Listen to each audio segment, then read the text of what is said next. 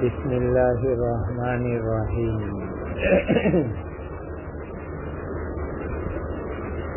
وقال عدة من أهل العلم في قوله تعالى فوربك لنسألنهم أجمعين عما كانوا يعملون. بہت سے علم والوں نے یہ بات کہی، یعنی اہل علم کی ایک جماعت اس بات کی قائل ہے. حضرت انس رضی اللہ تعالی عنہ بھی اس جماعت کے ایک فرد ہے. باری تعالیٰ کا ارشاد فَوَرَبِّكَ لَنَسْأَلَنَّهُمْ أَجْمَعِينَ، آپ کے رب کی قسم ہم ضرور ان سب لوگوں سے سوال کریں گے. اما کانوا یعملون، جو عمل کے وہ لوگ کرتے تھے اس کے بارے میں. اس آیت کریمہ سے یہ بات نکلی کہ تمام اعمال کے بارے میں قیامت کے دن سوال کیا جائے گا.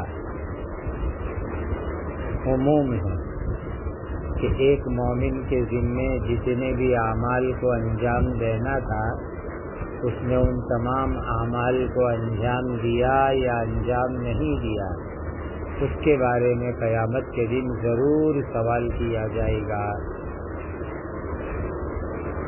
اب اس سے استدلال کیسے کریں گے؟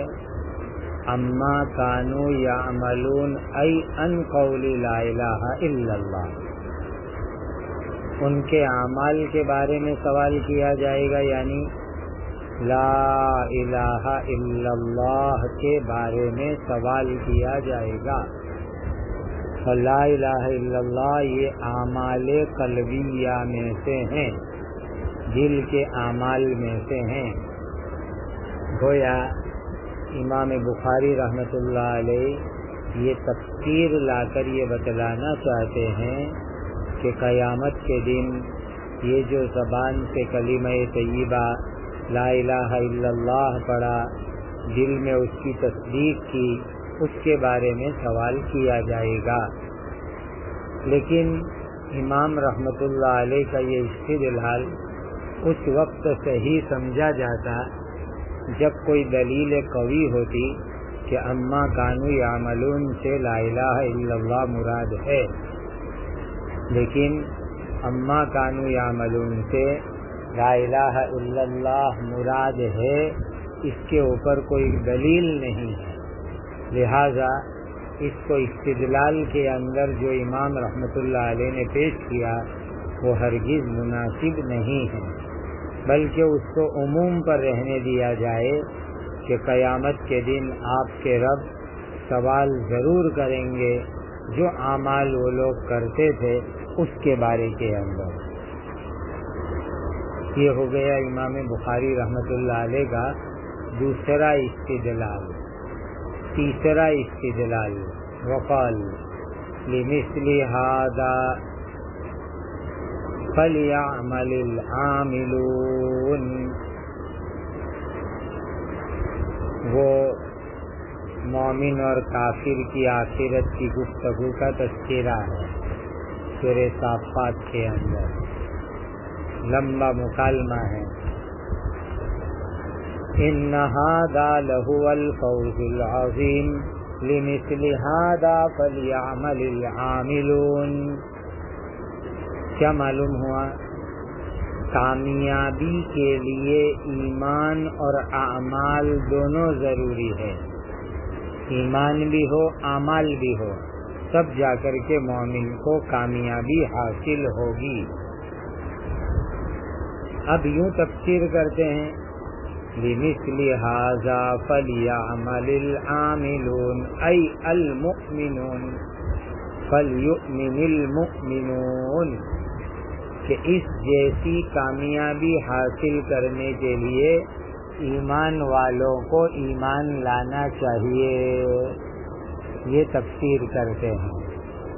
حالانکہ یہ تفسیر کے ذریعے سے ایمان کی تفسیر یہ دعویٰ بلا دلیل ہے، اس کو عام رکھا جائے کہ آخرت میں جنت حاصل کرنے کے لیے، آخرت کے اندر جنت کی کامیابی حاصل کرنے کے لیے ایمان اور اعمال دونوں ضروری ہے۔ گویا امام بخاری رحمۃ اللہ علیہ یہ دلیلیں لا کر کے جو اپنی بات ثابت کرنا چاہتے تھے اور اس کے لیے انہوں نے دوسروں کے اقوال نقل کیے اور دوسرے اہل علم کی باتیں نقل کی اور اس سے انہوں نے اپنا مدعا ثابت کرنے کی کوشش کی کہ عمل یہ بھی ایمان کے اجزاء میں سے ہیں، اور اس کے ذریعے سے ایمان کو مرکب ثابت کرنے کی کوشش کی، تو یہ استدلال صحیح اور مناسب معلوم نہیں ہوتا ہے۔ جی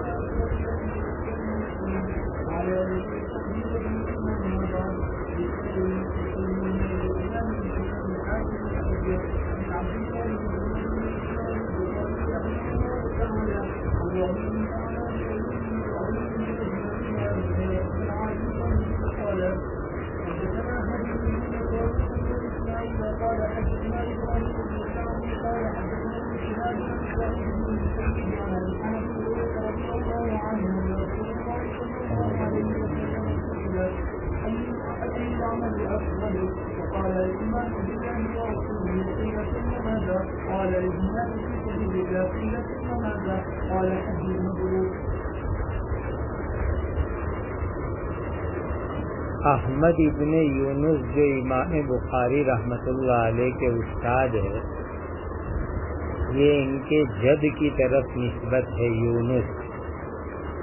ان کے والد کا نام تو عبداللہ الیربوعی ہے، لیکن دادا کی طرف نسبت مشہور ہو گئی ہے، اور کبھی ایسا ہوتا ہے کہ باپ کو چھوڑ کر سیدھی دادا کی طرف نسبت ہو جائے۔ یہ دو استاد ہے اس حدیث میں، احمد ابن یونس بھی اور موسیٰ ابن اسماعیل بھی، دو استاد سے امام بخاری رحمۃ اللہ علیہ اس حدیث کو نقل کر رہے ہیں۔ قال، دونوں استاد نقل کر رہے ہیں ابراہیم ابن سعد سے۔ یہ ابراہیم ابن سعد حضرت عبد الرحمن ابن عوف رضی اللہ تعالی عنہ کی اولاد میں سے ہیں۔ یہ حضرت ابو ہریرہ رضی اللہ تعالی عنہ سے روایت ہے، ان رسول اللہ صلی اللہ علیہ وسلم سئل ای العمل افضل، نبی کریم صلی اللہ علیہ وسلم کو سوال کیا گیا کہ کون سا عمل افضل ہے۔ سائل حضرت ابو ذر رضی اللہ تعالی عنہ ہے۔ اب یہاں سوال پیدا ہوتا ہے کہ ایو کا مدخول تو جمع ہوتا ہے جیسے پیچھے گزر گیا، اور یہاں تو واحد آیا، تو جواب اس کا یہ دیا جائے گا کہ ایون کے بعد عمل پر جو الف لام ہے وہ الف لام جنس کے لیے ہے، عمل کے اوپر جو الف لام ہے وہ جنس کے لیے ہے، اس لیے ایون کا دخول صحیح ہو گیا، کیونکہ اب قلیل کثیر دونوں کے اوپر اس کا دخول صحیح ہو گیا۔ ای العمل افضل، کون سا عمل بہترین عمل ہے؟ تو نبی کریم صلی اللہ علیہ وسلم نے فرمایا ایمان باللہ ورسولہ، اللہ پر اور اللہ کے رسول پر ایمان لے آؤ، اللہ پر اور اللہ کے رسول پر ایمان لے آؤ۔ دیکھو، سوال ہے عمل میں افضل کے متعلق اور جواب ہے ایمان کے بارے میں۔ معلوم ہوا ایمان اور عمل دونوں ایک چیز ہے. سائل نے سوال کیا عمل کے بارے میں اور جواب ملا ان کو ایمان کے بارے میں. معلوم ہوا کہ ایمان اور عمل دونوں ایک ہے.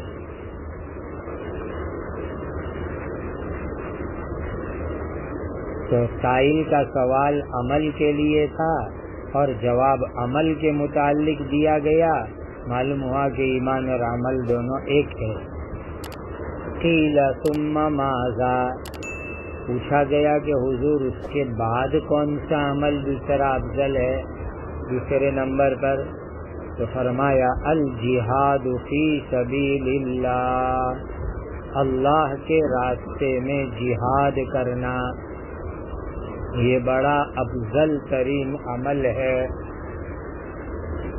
گویا کہ ایمان لانے کے بعد افضل عمل الجہاد فی سبیل اللہ کو بتلایا گیا. قیل ثم ماذا، پوچھا گیا کہ اس کے بعد کون سا عمل افضل ہے؟ قال حج مبرور، مقبول حج افضل عمل ہے. تو افضل ترین عمل میں پہلا نمبر دیا ایمان باللہ و رسولہ، دوسرا نمبر دیا اللہ کے راستے میں جہاد، تیسرا نمبر دیا حج مبرور کو. اب یہاں ایک سوال پیدا ہوتا ہے کہ بھائی جہاد کو حج پر بھی مقدم کر دیا ہے، جہاد کو حج پر بھی مقدم کر دیا، کیا وجہ ہوئی؟ تو اس کے وجوہات سمجھو. نمبر 1، جب نبی کریم صلی اللہ علیہ وسلم نے جہاد کو مقدم کیا تو لگتا ایسا ہے کہ اس وقت تک حج کی فرضیت نہیں ہوئی تھی، حج فرض نہیں ہوا تھا، اس لیے جہاد کو مقدم کیا، حج کو مؤخر کر دیا. دوسری بات سمجھو، جس وقت پر سائل نے یہ سوال کیا اس وقت کے اوپر جہاد کا کوئی خاص موقع تھا، جہاد کا کوئی خاص تقاضا تھا، اس لیے یہ جواب میں جہاد کو ترجیح دی گئی.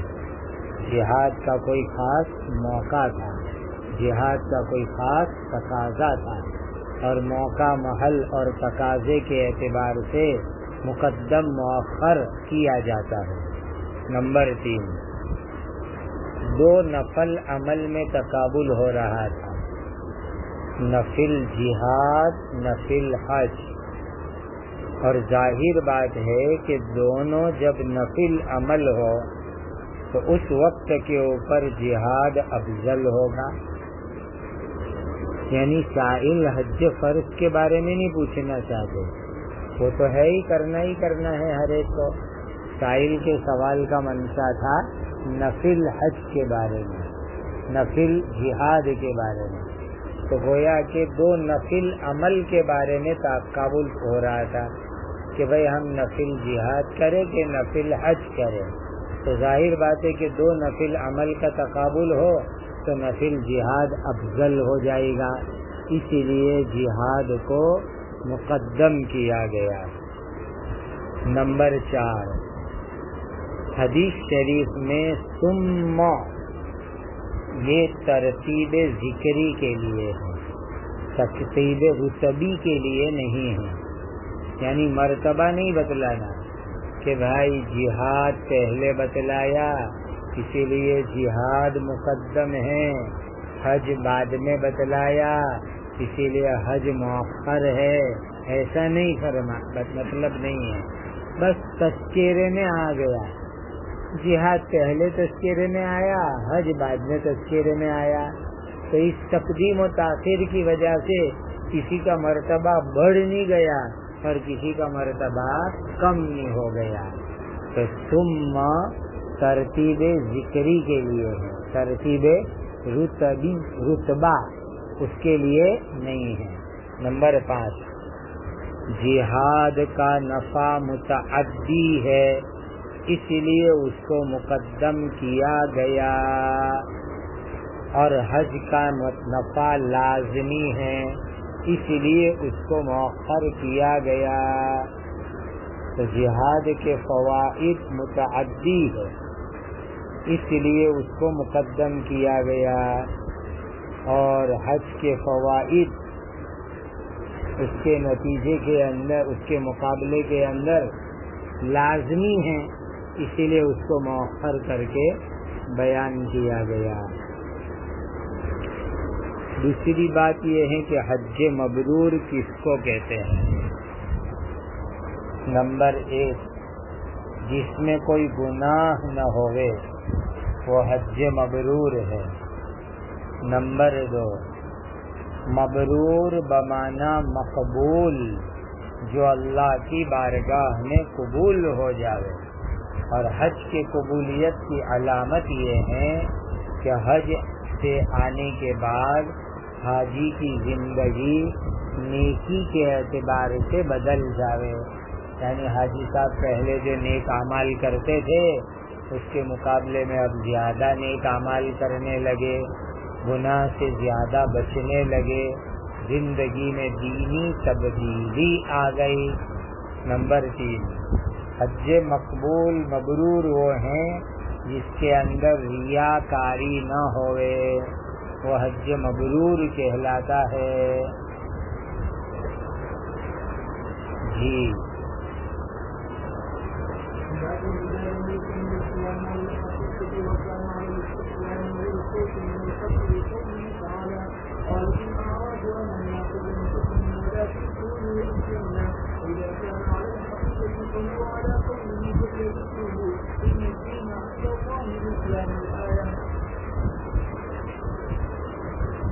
باب اذا لم يكن الاسلام على الحقيقة وكان على الاستسلام او الخوف من القتل۔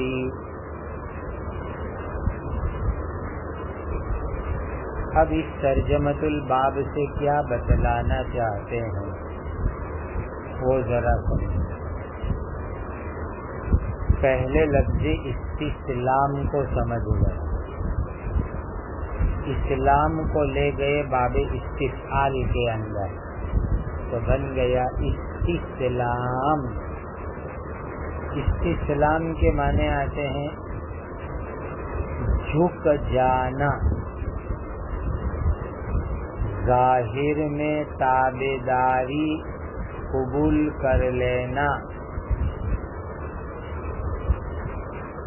ظاہر میں تابع فرمان ہو جانا، یہ 3 معنی آتے ہیں استسلام کے، اور تینوں صورت کے اندر یہ حقیقت میں اسلام نہیں ہے کہ کوئی آدمی ظاہر میں تابعداری اختیار کر لے، ظاہر میں جھک جاوے، ظاہر میں تابع فرمان ہو جاوے، تو اس کی وجہ سے وہ آدمی کوئی حقیقت میں مسلمان بن جاتا نہیں ہے۔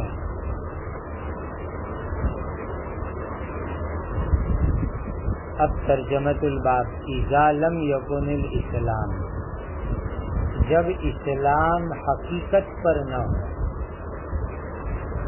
اسلام حقیقت کے اوپر نہ ہو، تو آخرت کے اندر اس کی وجہ سے نفع نہیں ہوگا۔ یہ جزا معذور، اگر حقیقی اسلام ہے تمہارے اندر آخرت میں نفع ہوگا، حقیقی اسلام نہیں ہے آخرت کے اندر تمہیں نفع نہیں ہوگا۔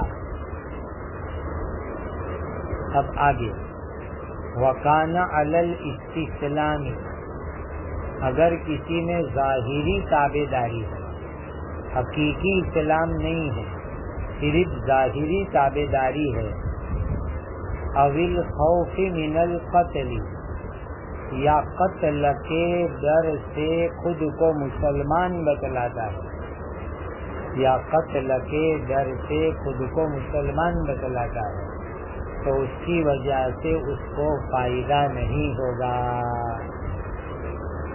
بعض مرتبہ آدمی اسلامی لشکر کا غلبہ ہو گیا، قتل کے ڈر سے خود کو مسلمان ظاہر کر دے تو قتل سے بچ تو جائے گا، لیکن اس کو آخرت کے اندر نفع ہونے والا نہیں ہے، آخرت میں فائدہ ہونے والا نہیں ہے۔ یہی حال ہے اگر کسی کے اندر اسلام حقیقت کے اندر نہ ہو، ظاہری تابعداری ہو، ظاہری فرما برداری ہو، تو اس کی وجہ سے اس کو فائدہ ہونے والا نہیں ہے۔ حقیقی اسلام ہوگا تو آخرت کے اندر اس کو فائدہ ہوگا۔ کیا بتلانا چاہتے ہیں امام بخاری ترجمۃ الباب سے؟ نمبر 1، اسلام کا اطلاق کبھی تو شرعی اور حقیقی معنی پر ہوتا ہے اور کبھی اسلام کے معنی کے اوپر ہوتا ہے۔ لفظ اسلام کا اطلاق کبھی تو شرعی اور حقیقی معنی پر ہوتا ہے اور کبھی اسلام یعنی ظاہری تابعداری کے اوپر بھی ہوتا ہے۔ ایک تو ترجمۃ الباب سے یہ مطلب بتانا ہے۔ نمبر 2، معتبر اسلام کون سا اور غیر معتبر اسلام کون سا ہے، اس میں فرق بتلانا چاہتے ہیں۔ معتبر اسلام جس سے نجات ملے گی وہ اسلام، جو اللہ کی رضا کا ذریعہ بنے وہ اسلام، اور غیر معتبر اسلام ظاہر میں فرما برداری والا، ان دونوں کے اندر فرق بتلانا چاہتے ہیں۔ تیسرا مقصد سمجھو، امام بخاری رحمت اللہ علیہ ایمان اور اسلام میں ترادف کے قائل ہے۔ ایمان اور اسلام دونوں مترادف ہے، اس بات کے قائل ہے۔ اس لیے جن نصوص میں تغیر معلوم ہوتا ہے ان کو جمع کیا ہے۔ امام بخاری ایمان اور اسلام کو مترادف مانتے ہیں کہ دونوں ایک معنی کے ہے، جو ایمان وہ اسلام، جو اسلام وہ ایمان۔ تو جن نصوص میں ظاہراً ایمان اور اسلام میں تغیر معلوم ہوتا ہے، تباین معلوم ہوتا ہے، اس کو جمع کر رہے ہیں کہ بھائی دیکھو ان نسلیں ظاہر میں دونوں الگ لگ رہے ہیں، حقیقت میں الگ مت سمجھنا، حقیقت میں دونوں ایک ہیں۔ تو اپنے موقف ایمان اور اسلام کا ترادف، دونوں مترادف، اس کے خلاف جو نصوص ہے آیت اور حدیث ہے اس کو جمع کر رہے ہیں اور بتلانا چاہتے ہیں کہ ان آیتوں کے اندر ظاہر میں جو تباین معلوم ہو رہا ہے ایمان اور اسلام میں، وہ حقیقت میں تباین نہیں ہے، حقیقت میں تو یہ دونوں مترادف ہے۔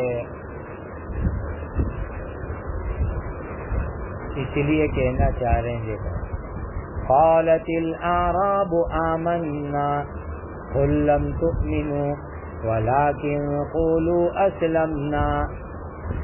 اس آیت میں تم کو ایمان اور اسلام ظاہر میں الگ لگ رہا ہے؟ الگ نہیں ہے، دونوں ایک ہے۔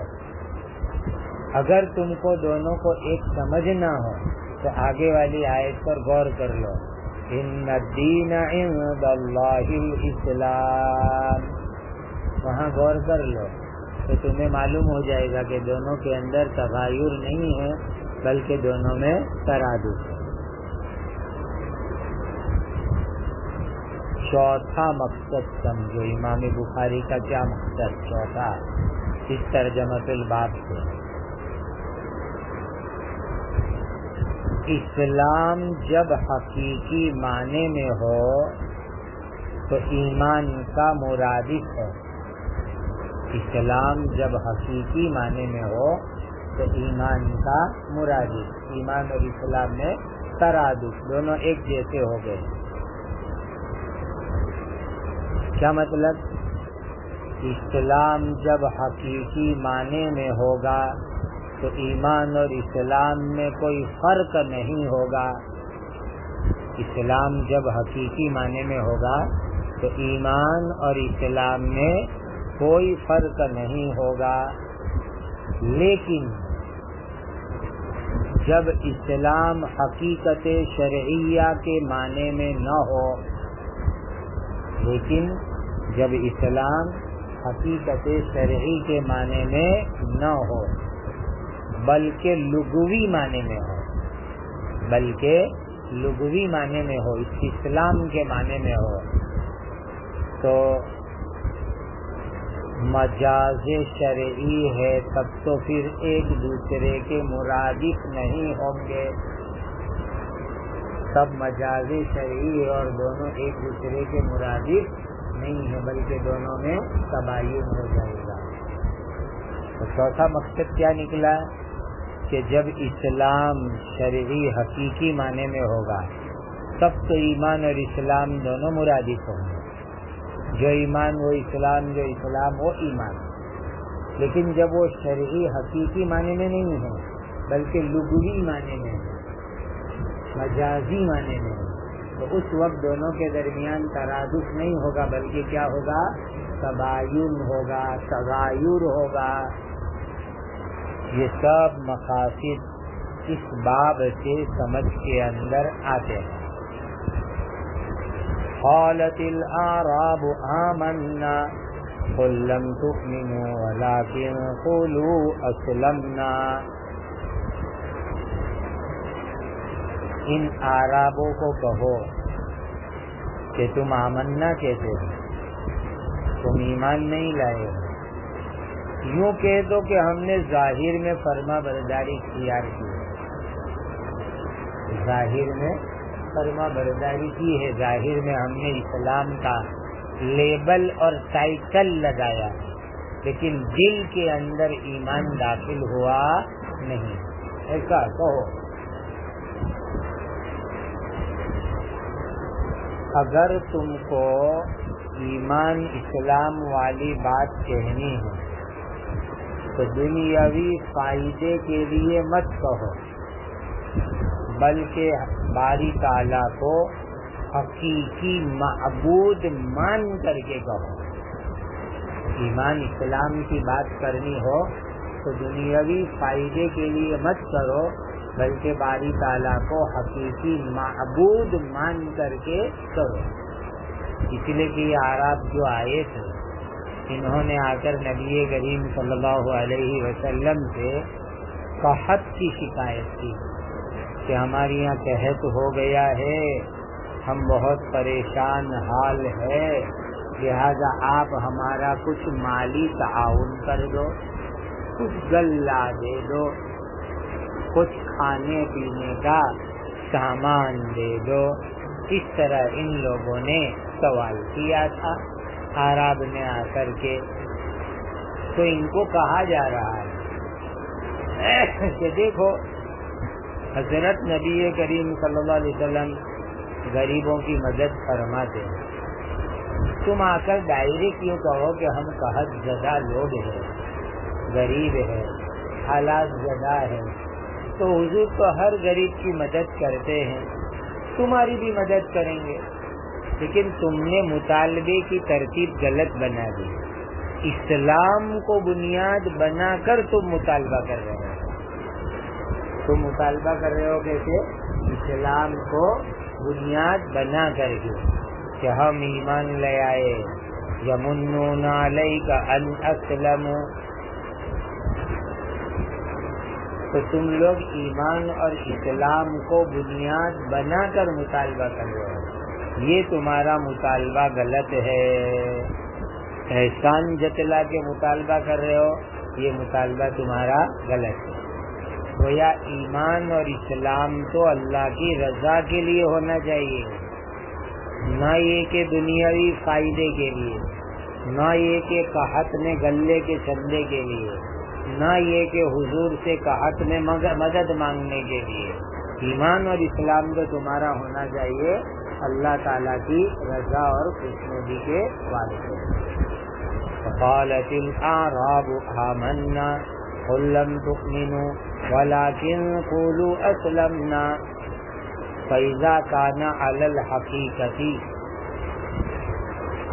جب اسلام ایمان حقیقت پر ہوتا ہے فهو على قوله، تو وہ وارد ہے باری تعالیٰ کے فرمان عالی جل ذکرہ ان الدین عند اللہ الاسلام کے مقتضا پر، ان الدین عند اللہ الاسلام کے مقتضا کے اوپر۔ گویا کہ یہ بتلانا چاہتے ہیں کہ دین اور اسلام بھی تو امام بخاری کے یہاں متحد ہے، جس طرح ایمان اور اسلام مرادف ہے، دین اور اسلام بھی تو امام بخاری رحمۃ اللہ علیہ کے یہاں مترادف الفاظ میں سے ہے۔ گویا کہ جب یہ حقیقت اسلام پر ہوگا تو پھر اس صورت کے اندر مرادف ہو جائے گا، کیونکہ جو دین وہ ایمان، جو ایمان وہ دین، اور دین کو اسلام کہا گیا، لہذا ایمان اسلام دین سب مرادف ہو گئے۔ بس شرط اتنی کہ وہ حقیقت پر ہونا چاہیے، صرف لغوی اور ظاہر پر نہ ہونا چاہیے، ورنہ دونوں کے درمیان تباین ہو جائے گا۔ ہم جواب میں یوں کہیں گے کہ دین نام ہے ملت کا، ان الدین عند اللہ الاسلام والی آیت سے استدلال آپ کرتے ہو، لیکن دین نام ہے ملت کا، اور دین اور ملت کے اندر اعتقاد اور اعمال دونوں شامل ہوتے ہیں۔ دین اور ملت کس کو کہتے ہیں؟ عقیدے بھی ہو، اعتقادات بھی ہو، اعمال بھی ہو۔ ملت ابیکم ابراہیم، تو اس میں حضرت ابراہیم والے عقیدے بھی، حضرت ابراہیم والے اعمال بھی، تو دین ملت کو کہتے ہیں، اور ملت کے اندر عقیدہ بھی ہے اور اعمال بھی ہے، دونوں کے مجموعے کے اوپر دین اور ملت کا لفظ استعمال ہوتا ہے۔ اور اسلام میں بھی اعتقاد اور اعمال دونوں کا مجموعہ ہے، اسلام بھی عقیدہ اور اعمال دونوں کے مجموعے کا نام ہے۔ لہذا دین اور اسلام میں تو تساوی ثابت ہوتی ہے، لیکن ایمان اور اسلام میں تساوی ثابت نہیں ہوتی۔ دین اور اسلام میں نسبت تساوی ثابت ہوتی ہے، لیکن ایمان اور اسلام میں نسبت تساوی ثابت ہوتی نہیں، کیونکہ دین کہتے ہیں ملت کو، دین اور ملت کہا جائے گا اعتقاد، عقیدہ اور اعمال کا مجموعہ، اور اسلام بھی کہا جائے گا عقیدہ اور اعمال کا مجموعہ۔ تو دین اور اسلام میں تو ترادف ہے، دونوں میں تساوی کی نسبت ہے، لیکن ایمان اور اسلام میں تساوی کی نسبت نہیں ہے۔ اسی لیے آپ جو استدلال کرتے ہو یہ استدلال درست نہیں ہے۔ جی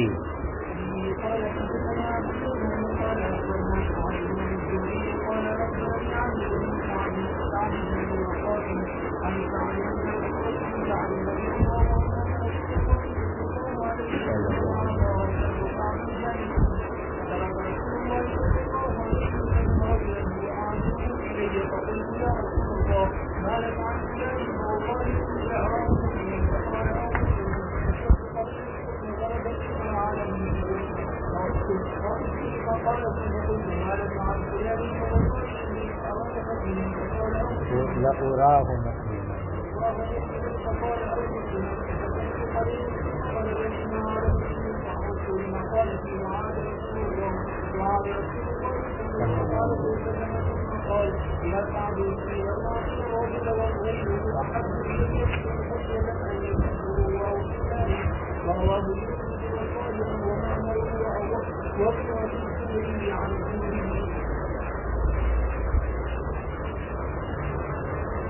امام بخاری رحمۃ اللہ علیہ کے استاد ہے ابو الیمان حکم ابن نافع ان کا نام ہے۔ اس روایت کے اندر ہے عامر ابن سعد بن ابی وقاص، یہ صاحبزادے ہیں حضرت سعد بن ابی وقاص رضی اللہ تعالی عنہ کے۔ وہ اپنے والد گرامی حضرت سعد بن ابی وقاص رضی اللہ تعالی عنہ سے نقل کرتے ہیں۔ نام ہے ان کا سعد بن مالک، سعد بن ابی وقاص یعنی سعد بن مالک القرشی الزہری، القرشی الزہری، نبی کریم صلی اللہ علیہ وسلم کے رشتے کے ماموں ہوتے ہیں۔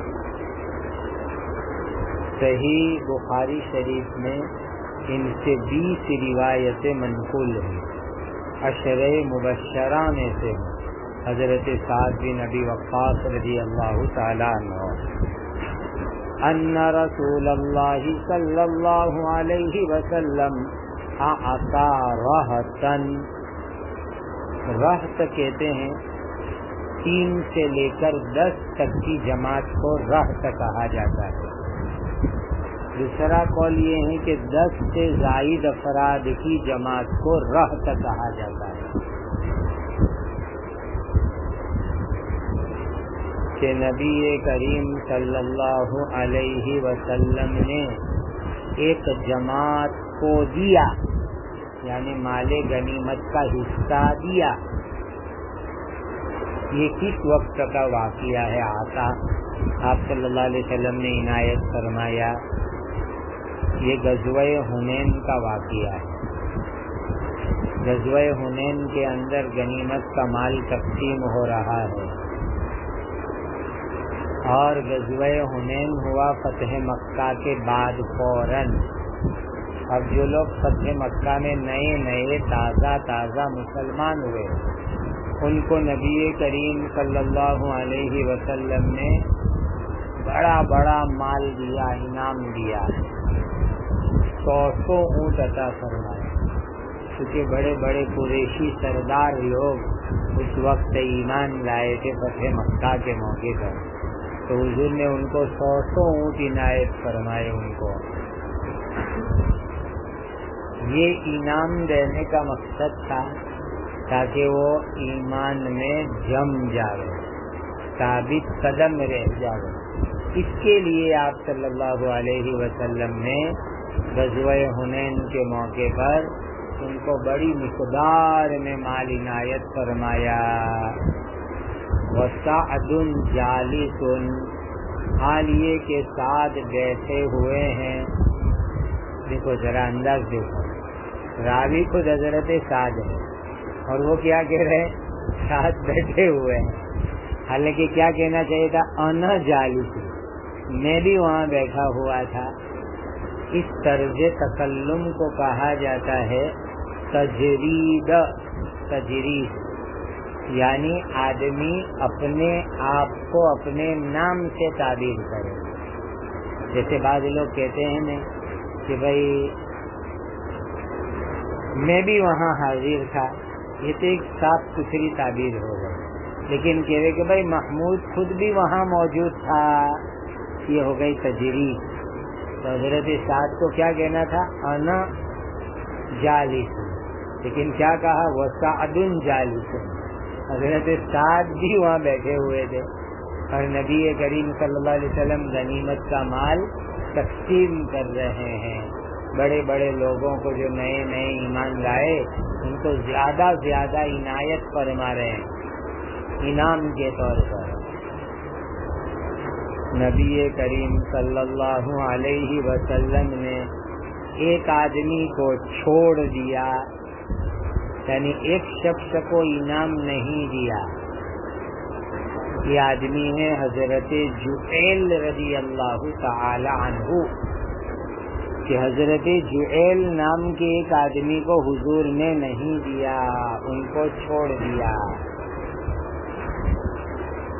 هو اعجبهم الی، وہ میری نظر کے اندر، میرے خیال میں، میرے یقین کے مطابق زیادہ لائق اور قابل تھے، زیادہ لائق اور زیادہ قابل تھے۔ یعنی نبی کریم صلی اللہ علیہ وسلم جب تفسیر ہی فرما رہے تھے تو حضرت جویل بھی اس لائق تھے کہ ان کو بھی جول دیا جاوے، انعام دیا جاوے، ان کو بھی جو ہے بڑی نوازش کی جاوے۔ حضرت سعد کہتے ہیں کہ میرے خیال کے مطابق حضرت جویل بھی اس قابل تھے کہ ان کو بھی بڑا انعام پیش کیا جاوے، ان کو بھی بڑی مقدار میں کچھ دیا جاوے، مال، اونٹ، بکری، غنیمت کا مال۔ لیکن آپ صلی اللہ علیہ وسلم نے تو ان کو بالکل نہیں دیا، حالانکہ میری نظر میں یہ تھا کہ ان کو برابر ملنا چاہیے، لیکن حضور نے تو ان کو بالکل نہیں دیا، بالکل چھوڑ دیا ان کو۔ فقلت، میں نے عرض کیا، یا رسول اللہ ما لک عن فلان، اے اللہ کے رسول صلی اللہ علیہ وسلم کیا ہو گیا فلانے کے بارے میں، یعنی حضرت جویل کے بارے میں آپ کیوں اعراض کر رہے ہو، کیوں ان کو نہیں دے رہے ہو، ان کے اوپر کیوں دھیان نہیں دے رہے ہو؟ دیکھو آپ کو ابھی بتلایا نہیں، حضرت سعد حضور کے رشتے کے ماموں بھی ہوتے تھے، اور آپ نے حدیث پڑھی ہے مشکات شریف میں، نبی کریم صلی اللہ علیہ وسلم کہتے تھے دیکھو یہ ہمارے ماموں ہیں، کسی کے پاس ایسا ماموں ہو تو بتلاوے۔ تو ماموں جان نے سفارش کی کہ اللہ کے رسول آپ نے جویل کے بارے میں کیوں ایسا کیا کہ ان کی طرف آپ دھیان نہیں دے رہے ہیں، ان کو بھی دینا چاہیے کچھ انعام، ان کو بھی کچھ غنیمت ملنی چاہیے، انعام ملنا چاہیے غنیمت میں سے۔ فواللہ، تو اللہ کی قسم، انی لأراہ مؤمنا، اس کو حمزہ کے ضمے کے ساتھ پڑھنا زیادہ راجح، حمزہ کے ضمے کے ساتھ پڑھیں گے تو معنی ہوگا اظنہ، میں خیال کرتا ہوں کہ وہ ایمان والے ہیں، میں خیال کرتا ہوں کہ وہ ایمان والے ہیں۔ اور فتح کے ساتھ پڑھا جائے تو یقین کے معنی میں آتا ہے، انی لأراہ مؤمنا، کہ میں ان کو یقین کرتا ہوں کہ یہ ایمان والے ہیں۔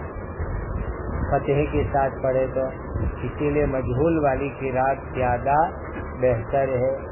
خدا پاک کی قسم میں ان کو مومن گمان کرتا ہوں، یہ انہوں نے کہا۔ اب دیکھیے، پہلے تو حضرت سعد نے قسم کھائی فواللہ، پھر ان عرض مشبہ بالفعل کے ذریعے تاکید لائے کہ بہت پکی بات ہے، پھر لام بھی تاکید کا، لأراہ لأراہ، ٹرپل تاکید لا کر کے حضرت سعد کہہ رہے نبی کریم صلی اللہ علیہ وسلم حضور یہ بھی ایمان والے ہیں، ان کو بھی عنایت فرما دیجیے، ان کو بھی کچھ انعام دے دیجیے۔ یہ انہوں نے بہت تاکید کے ساتھ کہا۔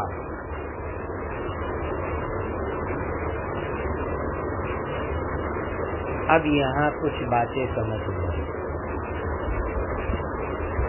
آگے بھی آ رہا ہے، حضرت سعد 2-3 بار اقرار کریں گے نبی کریم صلی اللہ علیہ وسلم کو کہ حضور ان کو دو، حضرت جویل کو دو، حضرت جویل کو دو۔ تو آپ صلی اللہ علیہ وسلم نے بہت مختصر جواب دیا، فقال، قال یعنی نبی کریم صلی اللہ علیہ وسلم نے فرمایا، قال کے فاعل کون؟ نبی کریم صلی اللہ علیہ وسلم، نبی کریم صلی اللہ علیہ وسلم نے فرمایا، او مسلمن، او مسلمن۔ دیکھیے گا بہت سے لوگ واو کے فتح کے ساتھ پڑھتے ہیں او مسلمن، لیکن اس کو غلطی قرار دیا گیا، او مسلما.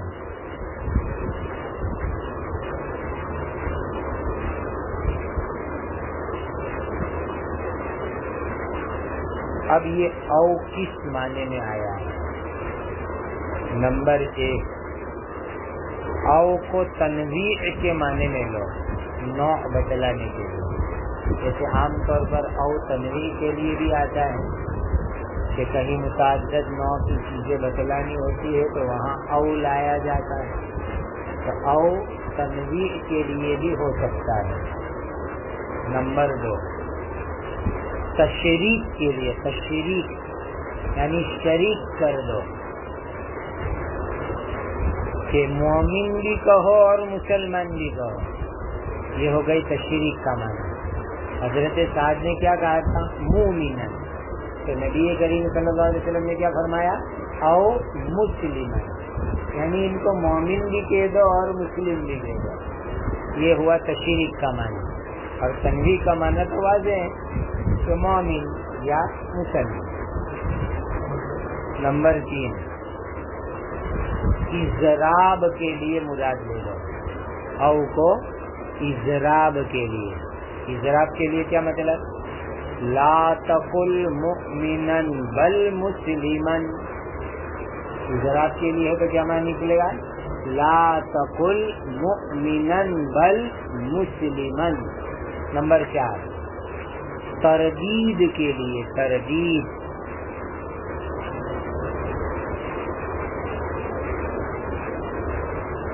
تردید کے لیے. اب خلاصہ کیا نکلا نبی کریم صلی اللہ علیہ وسلم کے فرمان عالی کا؟ وہ سمجھو. 4 قسم بتائی او کی یہاں پر. اب حضور کا جواب بہت مختصر ہے، بہت جامع ہے، تو اس جواب کا خلاصہ سمجھو. نمبر 1، حضرت نبی کریم صلی اللہ علیہ وسلم حضرت سعد کو مشورہ دے رہے ہیں کہ سعد، ان کو مومن کہنے کے بجائے مسلم کہو، یہ اولا ہے.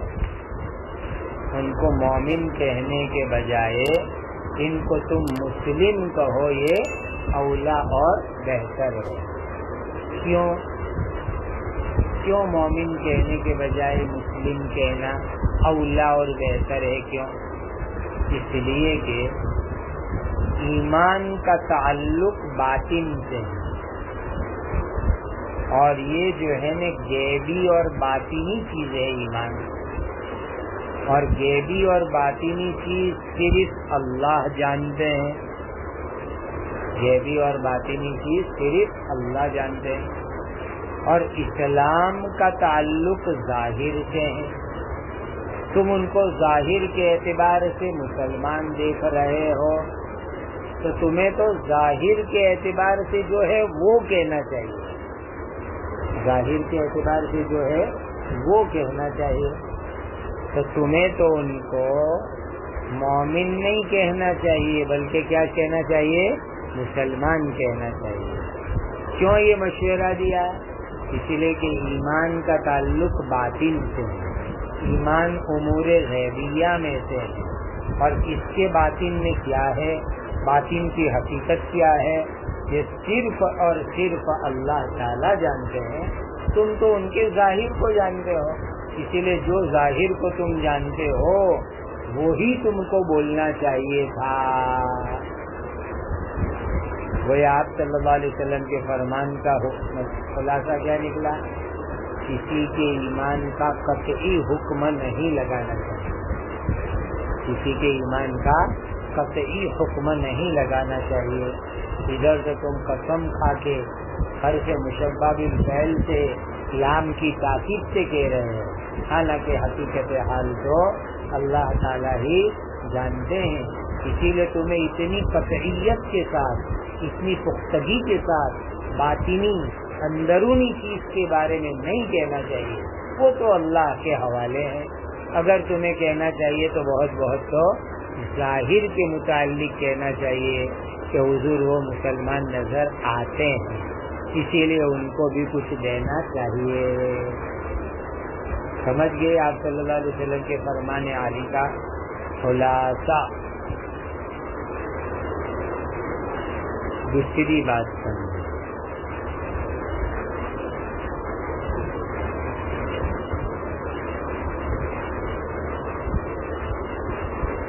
آپ صلی اللہ علیہ وسلم نے گویا کہ یوں فرمایا کہ تم دونوں کہہ سکتے ہو، مومن تو تم بولے ہی تھے، تشریح مسلمان بھی کہہ دو او مسلمان، مسلمان بھی کہہ دو، اور دونوں یقین کے ساتھ میں یہ یا یہ اس طریقے سے، اور اجراب کا معنی تو بتلا ہی دیا، لا تقل مؤمنا بل مسلما۔ تو گویا نبی کریم صلی اللہ علیہ وسلم نے حضرت سعد رضی اللہ تعالیٰ عنہ کو بہت اچھا اور بہت مناسب مشورہ دیا کہ سعد کسی کے بارے میں اتنی قطعیت اور یقین کے ساتھ تم کو بولنا نہیں چاہیے۔ فسکت قلیلا، حضور نے جب یہ کہا تو حضرت سعد کہتے کہ میں تھوڑی دیر کو چپ ہو گیا، کچھ بولا نہیں، میں نے سفارش کی، سفارش قبول نہیں ہوئی اور میں خاموش ہو گیا۔ ثم غلبنی ما اعلم منہ، پھر میرے اوپر غالب آ گئی وہ چیز جو میں حضرت جعیل کے لیے جانتا تھا، پھر میرے اوپر غالب آ گئی وہ بات جو میں حضرت جعیل کے لیے جانتا تھا، یعنی میں جانتا تھا کہ یہ تو پکے مسلمان ہیں، بڑے اچھے مسلمان ہیں، حضور کیوں ان کو انعام نہیں دے رہے ہیں، وہ بات میرے اوپر پھر غالب آئی اور میرے اوپر پھر غلبہ آیا، اور ہوا کہ پھر ایک بار سفارش کروں، کہیں ایسا تو نہیں کہ حضور نے دھیان نہیں دیا، حضور نے توجہ نہیں دی، ایسا تو نہیں ہوا، چلو میں پھر سفارش کروں۔ ثم غلبنی ما اعلم منہ، پھر میرے اوپر غلبہ ہو گیا اس بات کا جو میں ان کے بارے میں جانتا تھا۔ فَأُتْتُ لِمَقَالَتِي، تو میں نے اپنی وہ بات دوبارہ عرض کی، میں نے اپنی وہ بات دوبارہ عرض کی کہ اللہ کے رسول صلی اللہ علیہ وسلم انی لأراہ مؤمنا، میں نے دوبارہ عرض کیا۔ فَقُلْتُ مَا لَكَ عَنْ فُلَانٍ، میں نے کہا اے اللہ کے رسول آپ فلانے یعنی جعیل کے بارے میں کیوں دھیان نہیں دے رہے ہو؟ فَوَاللَّهِ إِنِّي لَأُرَاهُ مُؤْمِنًا، اللہ پاک کی قسم میں ان کو مومن سمجھتا ہوں۔ دوبارہ سفارش، دوبارہ درخواست کی، حضرت سعد رضی اللہ تعالیٰ عنہ نے نبی کریم صلی اللہ علیہ وسلم کی خدمت کے اندر۔ اب یہاں ایک بات رک کے سمجھ لو،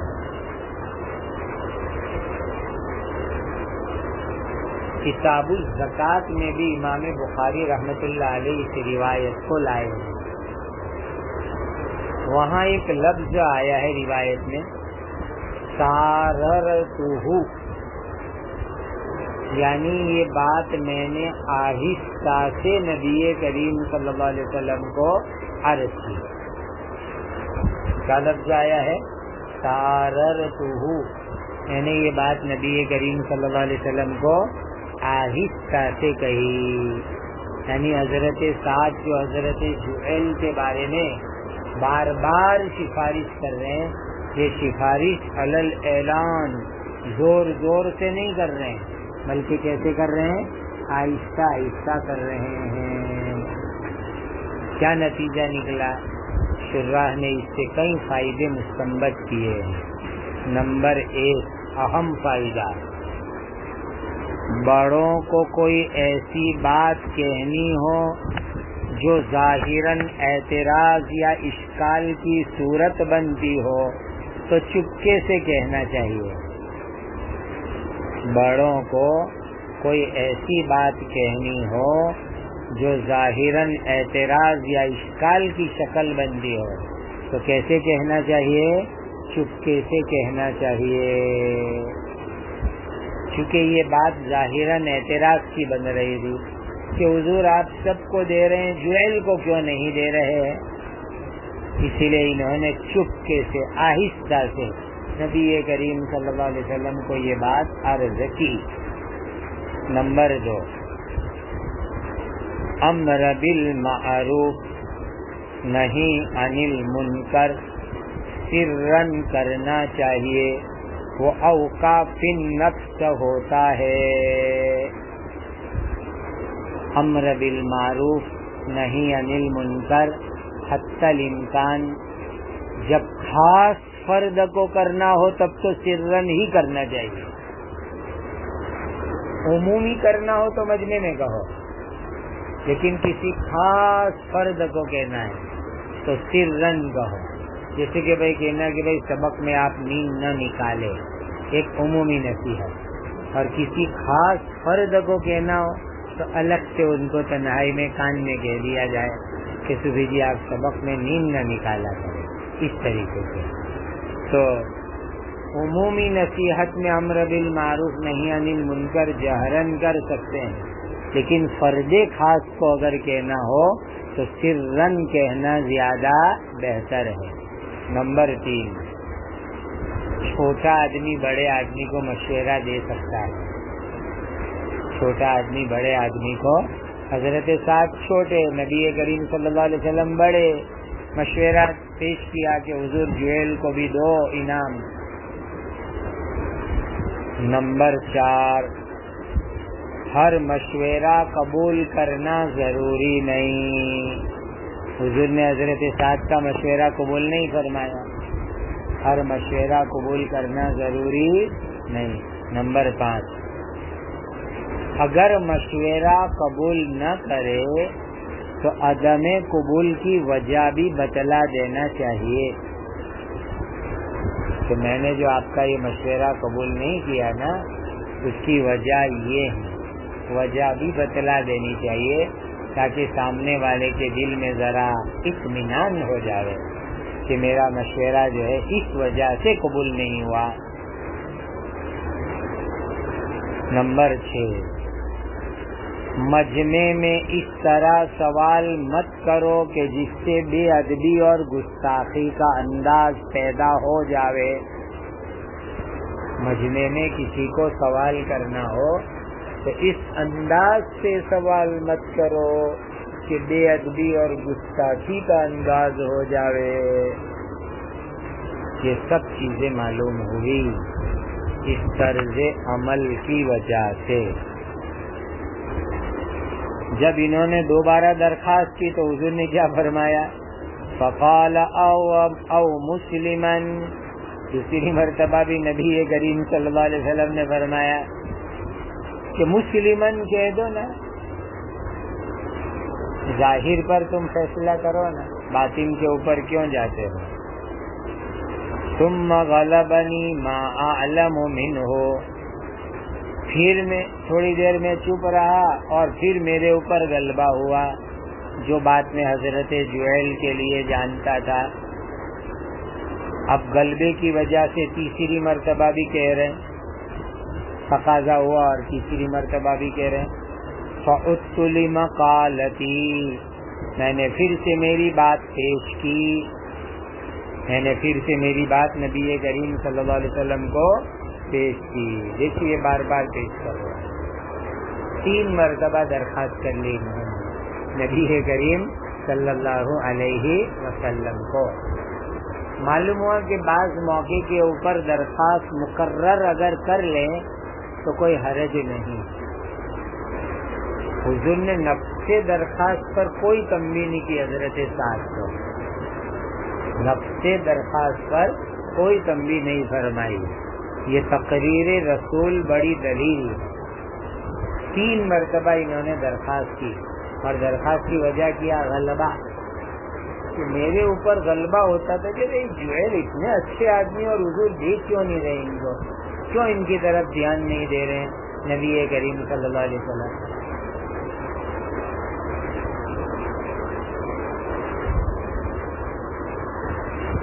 فَأُتْلِ مَقَالَتِي، اور آپ وعاد رسول اللہ صلی اللہ علیہ وسلم کا میں بھی وہ بات دوہراتا اور حضور بھی وہی بات دوہراتے. او مسلمان ہمیں کہتا ما لک عن فلان فواللہ انی لأراہ مؤمنا، تو حضور بس اتنا فرماتے او مسلمان.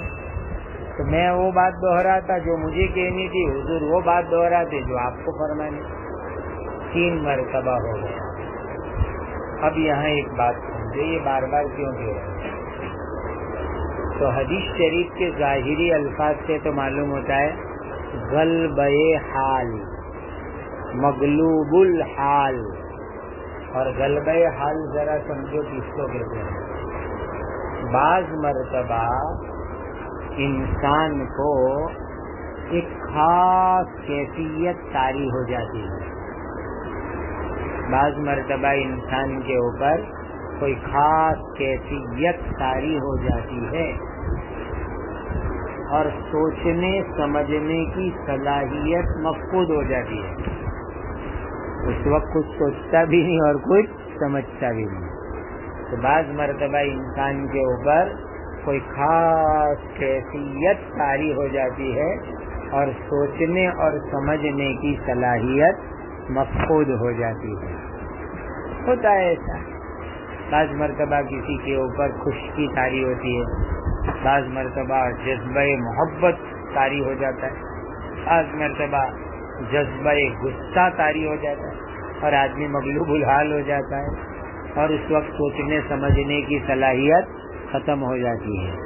ایسے وقت کے اندر انسان جو کچھ کہتا ہے اور کرتا ہے وہ قابل ملامت بھی نہیں اور قابل تقلید بھی نہیں. قابل ملامت بھی نہیں اور قابل تقلید بھی نہیں، یعنی اس وقت کی بات پر کام پر ملامت بھی نہیں کرنے کی اور اس کی تقلید بھی نہیں کرنے کی کہ تم تقلید میں بعد میں تم بھی ایسا کرنے اور کہنے لگ جاؤ. بھائی ان پر تو غلبہ حال ہوا تھا، تم پر کائی کا غلبہ حال ہو رہا ہے. تو تمہیں تقلید بھی نہیں کرنے کی اور ملامت بھی نہیں کرنے کی. بعض صوفیہ کرام سے بعض اس طرح کے جملے منقول ہیں تو اس کو غلبہ حال ہی پر محمول کیا جائے گا کہ انہوں نے غلبہ حال میں وہ جملہ کہہ دیا تو اس پر نہ ملامت کرنے کی نہ اس کی تقلید کرنے کی. نمبر 2، ان کو کچھ ایسا اندازہ ہوا کہ آپ صلی اللہ علیہ وسلم کام کاج میں مشغول ہے، اس لیے میری بات پر دھیان نہیں ہو رہا ہے. انہماک، اس لیے یہ بار بار کہہ رہے ہیں کہ میں بار بار کہہ رہا ہوں تو کہا انہماک کی وجہ سے میری بات کی طرف دھیان نہیں جا رہا ہے. نمبر 3، درخواست، جیسے کہ بیٹا باپ سے بار بار درخواست کرے. بیٹا باپ سے کوئی چیز لینی ہو تو بار بار درخواست کرتا ہے. اسی طریقے سے یہاں بار بار درخواست ہو رہی ہے حضرت سعد رضی اللہ تعالیٰ عنہ کی طرف سے. اس کے بعد سمجھو حضرت نبی کریم صلی اللہ علیہ وسلم نے اب یہ جملہ جب 3 مرتبہ ہو چکا کہ حضرت سعد ایک ہی جملہ کہہ رہے ہیں اور حضور ایک ہی جواب دے رہے ہیں، 3 بار ہو چکا، تو اس کے اندر او میں 4 احتمال آپ کو بتلا دیے، ایک توجیہ بھی بتلا دی. مزید بات سمجھو.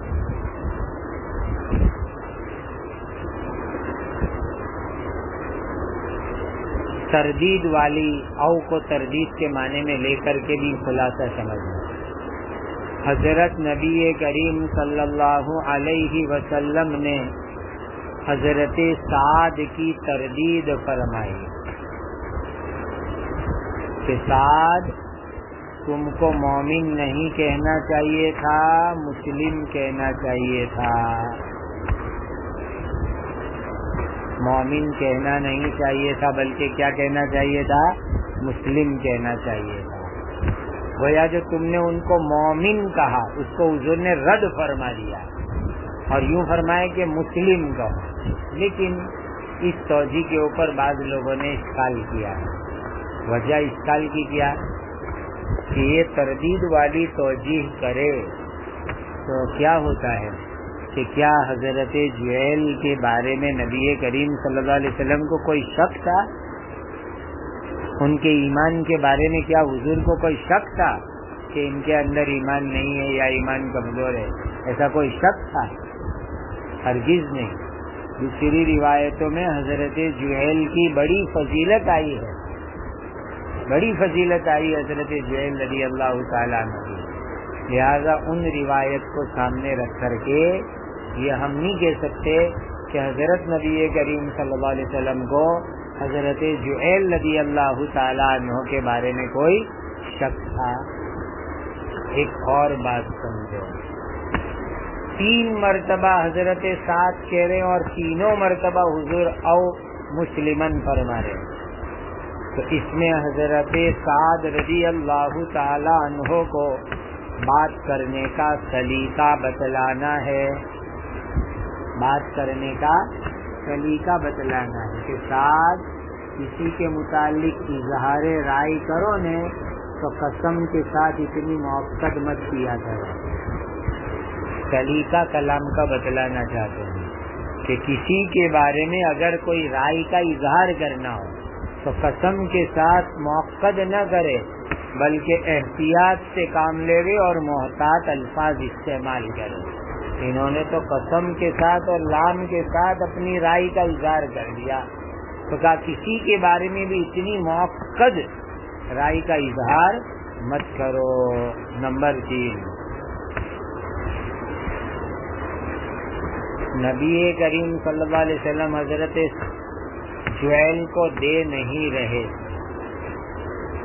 سفارش ہو رہی، پھر بھی نبی کریم صلی اللہ علیہ وسلم حضرت جویل کو نہیں دے رہے. تو حضرت سعد کے دل میں یہ خیال آیا کہ نبی کریم صلی اللہ علیہ وسلم کو ان کے بارے میں کوئی شک ہے، شک جویل کے بارے میں کوئی شک ہے. کائی کا شک کہ ان کے بارے میں کوئی رائے اچھی نہیں ہے، اسی لیے حضور نہیں دے رہے. حضرت سعد نے سوچا کہ میں بار بار ان کو عرض کر رہا ہوں اور حضور دے نہیں رہے، ان کی طرف توجہ نہیں فرما رہے، تو حضور کے قلب اطہر کے اندر ان کے بارے میں کوئی شک ہے یا کوئی رائے اچھی نہیں ہے. یہ حضرت سعد کو شک ہو گیا. اور نبی کے دل میں کسی امتی کے بارے میں شک گیرانی آ جاوے تو اس امتی کے لیے بڑی ہلاکت کی بات ہے. نبی کے دل میں کسی امتی کے بارے میں شک آ جاوے، گیرانی آ جاوے تو وہ اس امتی کے لیے بہت بڑی ہلاکت کی بات ہے. اسی لیے خیر خواہی کا تقاضا یہ تھا کہ حضور کے قلب اطہر سے گیرانی کو دور کرنے کی کوشش کی جائے. حضور کے قلب اطہر سے گیرانی کو امکانی حد تک دور کرنے کی کوشش کی جائے. اور حضرت سعد رضی اللہ تعالیٰ عنہ نے وہ خیر خواہی کا فریضہ انجام دیا کہ حضرت سعد کو یہ اندیشہ ہوا کہ کہیں کسی نے حضرت جویل کی کوئی شکایت تو نہیں کی نبی کریم صلی اللہ علیہ وسلم کو، جس کی وجہ سے حضرت جویل کے بارے میں نبی کریم صلی اللہ علیہ وسلم کے دل میں کچھ آ گیا اور اس کی وجہ سے حضور حضرت جویل کو نہیں دے رہے. تو چلو حضور کے دل میں ایک امتی کے بارے میں گیرانی آ گئی تو وہ امتی تو بیچارہ ہلاک ہو جائے گا. اب خیر خواہی کا تقاضا یہ ہے کہ میں حضور کے قلب اطہر سے اس گیرانی کو دور کر دوں. اسی لیے وہ بار بار درخواست کر رہے ہیں، بار بار درخواست کر رہے اور موقت درخواست کر رہے ہیں تاکہ حضور کے دل سے وہ گیرانی دور ہو جاوے. حضرت جویل کے بارے میں دیکھو اس سے کیا سیکھنے کو ملا. کسی چھوٹے کے بارے میں بڑے کے دل میں، کسی طالب علم کے بارے میں کسی استاد یا معتمد صاحب کے دل میں کچھ گیرانی ہو، کچھ ناراضگی ہو تو خیر خواہی کا تقاضا یہ ہے کہ اس کو دور کرنے کی کوشش کی جاوے. نہ یہ کہ اس کو بڑھانے کی کوشش کی جاوے۔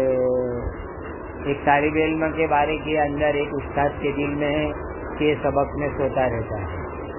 اب استاد نے کسی موقع پر تذکرہ کیا تو وہ تو سوتا ہی رہتا ہے، تو آپ اور انگلی لگاؤ، استاد وہ تو فجر میں بھی اٹھتا ہی نہیں ہے، عام متن ایک رکعت اس کی جاتی ہے، اور انگلی بڑھائی۔ یہ نہیں کہ گیرانی دور کرنے کی کوشش کرے۔ استاد وہ بیچارہ عام متن رات 1:30-2 بجے تک مطالعہ کرتا ہے، اسی لیے اس کو کبھی کبھار جھونکا آ جاتا ہے، آپ اس کی طرف سے اتنے ناراض نہ ہو۔ یہ ہے گیرانی دور کرنے کی کوشش۔ اب یہ تو گیرانی اور بڑھا رہا ہے، پیارے حضرت سبق کی کیا بات کرتے ہو، تو نماز تک میں گلی مارتا ہے، نماز میں بھی دیر سے آتا ہے، یہ گیرانی بڑھائی۔ تو حضرت جعیل کے بارے میں کیا ہوا؟ حضرت سعد کو اندازہ کہ نبی کریم صلی اللہ علیہ وسلم کو کسی نے کچھ کہا ہوگا اور حضور کے قلب اطہر کے اندر کچھ گیرانی ہو گئی، اسی لیے وہ بار بار کہہ رہے ہیں تاکہ وہ گیرانی کیا ہو جاوے، دور ہو جاوے، اور یہی خیر خواہی کا تقاضا ہے۔ حضرت مفتی محمد تقی صاحب دامت برکاتہم نے یہ توجیہ کی اور مجھے یہ توجیہ بہت پسند آئی اس روایت کی۔ پھر نبی کریم صلی اللہ علیہ وسلم نے جو حضرت سعد کا مشورہ قبول نہیں کیا تو اس کی وجہ بتلائی، دیکھو عجیب وجہ بتلائی۔ ثم قال، پھر نبی کریم صلی اللہ علیہ وسلم نے فرمایا، یا سعد انی لأعطی الرجل وغیرہ احب الی منہ خشیۃ ان یکبہ اللہ فی النار، میں کسی آدمی کو انعام ہدیہ تحفہ دیتا ہوں حالانکہ اس کا غیر مجھے زیادہ پیارا ہوتا ہے اس کے مقابلے میں، حالانکہ اس کا علاوہ کا آدمی مجھے اس سے زیادہ پیارا ہوتا ہے۔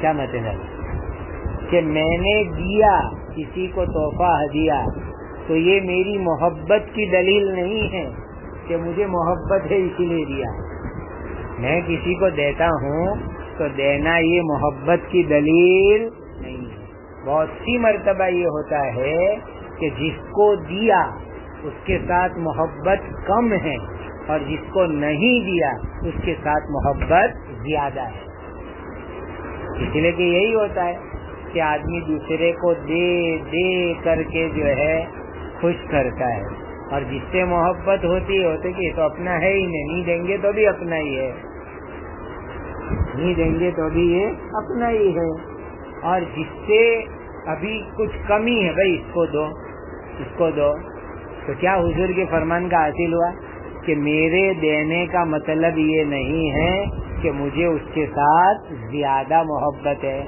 بہت سی مرتبہ میں دیتا ہوں لیکن اس سے مجھے کم محبت ہوتی ہے، اور جس کو نہیں دیا اس کے ساتھ مجھے محبت کیسی ہوتی ہے، زیادہ محبت ہوتی ہے۔ تو اس سے یہ نتیجہ نکلا کہ دنیا کے معاملے میں یہ معیار نہیں ہے کہ کسی کو کوئی دنیاوی چیز دی جائے تو اس کی وجہ سے اس کی دینی فضیلت ثابت ہو جائے، کوئی دنیاوی چیز دی جائے اس کی وجہ سے اس کی دینی فضیلت ثابت ہو جائے۔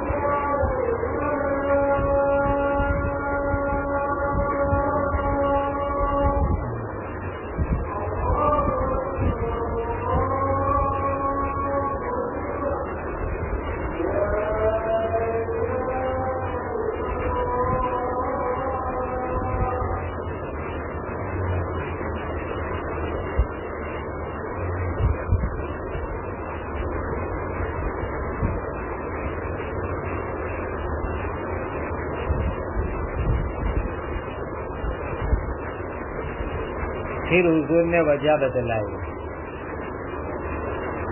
کہ میں نے جو ان کو دیا ہے اس بات سے ڈرتے ہوئے کہ اللہ تعالیٰ اس کو آگ میں ڈال نہ دے، یعنی کہ ان لوگوں کو جو میں نے دیا ہے انعامات وہ کیوں دیے؟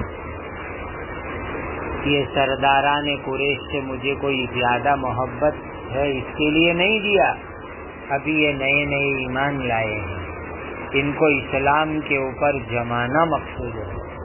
اگر یہ اسلام کے اوپر نہیں جمیں گے، بھاگ جائیں گے، ایمان سے محروم ہو جائیں گے تو جہنم میں ڈالے جائیں گے۔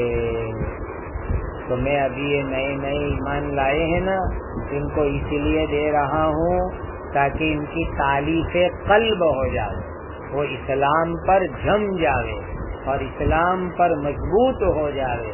اگر میں ان کو نہیں جم دوں گا تو یہ اسلام پر جمیں گے نہیں، اسلام چھوڑ کے بھاگ جائیں گے اور جہنم کی آگ میں ڈال دیے جائیں گے، اس لیے میں ان کو دے رہا ہوں۔ دیکھو حضور نے وضاحت فرما دی، نہ دینے کی وجہ، مشورہ قبول نہ کرنے کی وجہ بھی بتلا دی۔ اسی لیے مسلم شریف کی روایت میں کچھ زائد الفاظ کیا ہے کہ ساتھ تم مجھ سے سفارش کر رہے ہو جویل کے بارے میں یا مجھ سے منازعات کر رہے ہو جویل کے بارے میں؟ جب بار بار کہا تو حضور نے یہ کہا، ساتھ سفارش کرتے ہو کہ مجھ سے منازعات کر رہے ہو ان کے معاملے سے؟ اور اس جملے کا حاصل یہ ہوا، میں ادنا کو دیتا ہوں، اعلیٰ کو دیتا نہیں ہوں، ادنا کو دیتا ہوں، اعلیٰ کو دیتا نہیں ہوں۔ اللہ کا معاملہ بھی کچھ ایسا ہی ہے بھائی، الدنیا سجن المؤمن و جنت الکافر، یہ بڑے عیش سے مزے سے آج سے زندگی گزارتے ہیں، اور مسلمان کے اوپر جو ہے الدنیا سجن المؤمن دیکھ لو۔ اور ہم نے اپنے بزرگوں کو بھی دیکھا کہ وہ جس سے زیادہ محبت کرتے ہیں نا ان کو زیادہ ڈانٹ پلائی ہوتی ہے۔ کہ ہم نے اپنے بعض بزرگوں کا طرز دیکھا کہ جس سے محبت زیادہ اس کو ڈانٹ ڈپٹ بھی بہت، ڈانٹ ڈپٹ ان کے یہاں محبت کامل کی علامت، اور جس کو نہیں ڈانٹے تو سمجھنے کا کہ محبت کم اس کے ساتھ، اور جس کو برابر ڈانٹ پڑتی رہے تو سمجھنے کا کہ ان سے محبت زیادہ ہے۔ ایسے ہم نے بزرگان دین دیکھے۔ اب یہ ہو گئی حدیث شریف مکمل۔ اب امام بخاری آگے کیا فرماتے ہیں؟ وَرَوَاهُ یونس ابن یزید الایلی نے بھی اس روایت کو نقل کیا ہے۔ عبد الرحمن ابن عمر زہری نے کتاب الایمان میں ان کی روایت لی ہے۔ صالح ابن کیسان نے بھی اس کو نقل کیا ہے، کتاب الزکوٰۃ میں ان کی روایت ہے۔ معمر ابن راشد البصری نے بھی یہ روایت نقل کی ہے، امام مسلم نے اس کی تخریج کی ہے، الفاظ ذکر نہیں کیے، اور امام زہری رحمت اللہ علیہ کے بھتیجے محمد ابن عبداللہ ابن مسلم ابن عبید اللہ نے بھی روایت نقل کی ہے، لیکن امام مسلم نے کتاب الایمان اور زکوٰۃ میں ان سے روایت نقل کی ہے امام زہری سے۔ یہ سب حوالے ہو گئے کہ کہاں کہاں اس طرح کی روایت کے مطابقات موجود ہیں۔